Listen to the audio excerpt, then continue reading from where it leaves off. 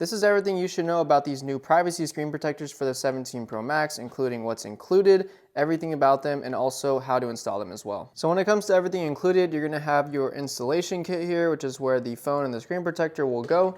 You have your cleaning kit, so this is gonna have your microfiber cloths, your wet wipes, and then also your dust removal stickers too. You got your bubble remover tool, so this is gonna be able to remove any air bubbles during the installation, just in case.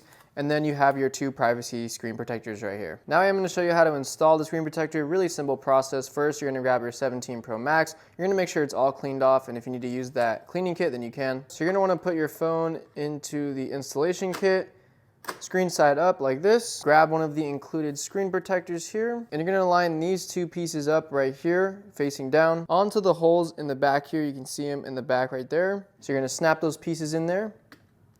And now the screen protector should be aligned with your phone as so. Now you're going to want to press down on the cover here, and you're going to pull out that piece with the arrow on it, the little plastic piece. From there, you're just going to slide this roller piece back so you can see how I'm sliding it off, just slowly. And from there, you can tear off that protection outer film. And there you have it.